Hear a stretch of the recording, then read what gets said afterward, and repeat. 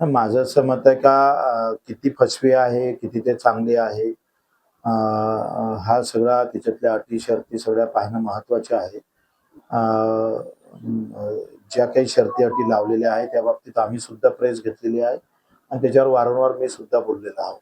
आणि अधिवेशनामध्ये आपण त्या सगळ्या शर्ती अटी जेवढ्या कमी करता येईल त्याचा प्रयत्न आपण अधिवेशनात करणार आहोत. आता आम्ही आमदार असल्यानंतर पहिले प्रयत्न आपल्याला अधिवेशनातच करावं लागेल.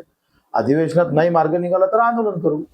अजूनही काय आहे, अथॉराइज माहिती जी आपल्या अजूनही देशामध्ये ही फार कमी आहे का वातावरणाबद्दल जी विश्वासार्हता आहे म्हणजे हवामानाबद्दल ते अजूनही लोकांमध्ये नाहीये. म्हणजे अमेरिकेत 2 तास अगोदर सांगतं का इतका पाऊस पडणार, येणार नाही. ही जी यंत्रणा आहे हे सरकारकडून अजूनही होत नाही याचं दुःख आहे आणि त्याच्यामुळे सगळ्यात जास्त फटका जो बसतो तो शेतकऱ्याला बसतोय. आता आपल्याला हे अजून सांगता येतं का जून-जुलै मधला पाऊस कसा असेल? कुठल्या पद्धतीनं यावर्षी कोणत्या पिकाच्या पेरण्या केल्या पाहिजे? कमी पाऊस असेल का जास्त असेल? या सगळ्या संदर्भात कुठल्याही प्रकारची यंत्रणा भारत देशामुळे नसल्यामुळे ह्या मोठ्या अडचणी आहेत. आणि मला वाटतं आता हे मोठं संकटात आहे सध्या शेतकरी काय आहे का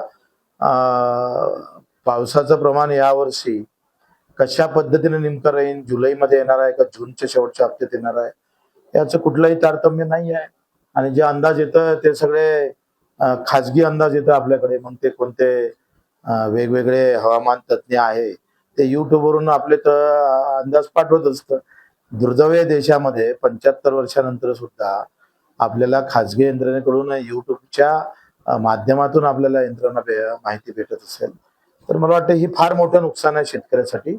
आणि हा जर दुष्काळाचा वर्ष असेल, तर सरकारनं ते तयारी दाखवणं फार गरजेचं आहे का जरी पाऊस आला नाही, पहिले तर पाण्याची टंचाई निर्माण होणार नाही याच्यासाठी काय तुम्ही यंत्र राबवणार आहे? जर कदाचित जर पाऊस आला नाही, तर त्याच्यासाठी तुमच्या काय यंत्रणा सज्ज आहे? आणि नाही आलेला पाऊस जर पेरण्या झाल्या नाही, तर फक्त एका शेतकऱ्याचं नुकसान नाही, त्याच्यासोबत पूर्ण चक्र आहे लक्षात घ्या. हे शेतकरी एकदम अडचणीत येत नाही, तर तो भाजीपाला विक्रेता पण अडचणीत येतं, मजूर पण अडचणीत येतं, खाणाऱ्याचा पण विचार होतो, तो पण अडचणीत येतं. एक शेतकरी थांबला तर सगळ्या यंत्रणा थांबतं. ते कोरोनामध्ये आपण पाहिलेलं आहे. त्याच्यानं त्या संदर्भात सरकारनं भूमिका घेतली पाहिजे. त्या संदर्भात स्पष्टीकरण दिलं पाहिजे. कृषी मंत्र्यांना या बाबतीत आपला या सगळ्या संदर्भात एखादं स्टेटमेंट देणं गरजेचं आहे, ते त्यानं द्यावं.